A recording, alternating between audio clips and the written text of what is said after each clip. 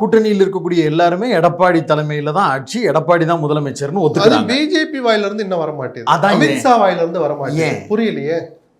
அமித்ஷா அடுத்த வரையில கேளுங்க, இல்ல நயினா நாகேந்திரனை கேளுங்க. எதற்காக அமித்ஷா எடப்பாடி தான் எங்கள் முதலமைச்சர் வேட்பாளர்னு ஏன் சொல்ல மாட்டேங்க? நயினார் சொல்லிடுறாரு. என்னன்னு என்னங்க எப்பவுமே அதானங்க, அதிமுக தலைமையில இது தானங்க எப்பவுமே அதாங்கிறத விட, ஆமா அதுல என்ன சந்தேகம், எடப்பாடி தான் முதலமைச்சர் வேட்பாளர்னு இவர் சொல்றதுக்கு பதிலா அவர் அமித்ஷா இருக்கிற மேடையிலேயே சொல்லியிருக்கலாம். நேற்று நல்ல வாய்ப்பாச்சே. அமித்ஷா இந்தியில பேசிட்டு என்னாலும் பண்ணட்டும், நயினார் பேசுறாருல, சொல்லியிருக்கலாம்ல. எதுக்கோ பதுங்குறாங்களா இல்ல இயல்பா தவிர்க்கிற மாதிரி எனக்கு தெரியல.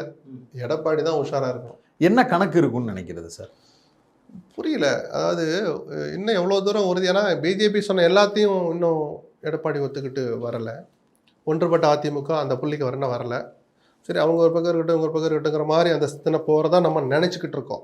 திடீர்னு ஒரு வீராவாசை வந்து தினகரனும் ஓபிஎஸும் என்டிஏவில் இருந்தால் நாங்கள் இருக்க மாட்டோம் கண்டிஷன் போடுவாரா, இல்லை அமைதியாக இருப்பாரா, இல்லை இன்னும் கொஞ்சம் நெருக்கமாக வந்து ரெண்டு பேரும் கட்டி தழுவிக்கிட்டு கையை தூக்கி மேடையில் காமிப்பாங்களா தெரியாது. இது அதிமுக விவகாரம்.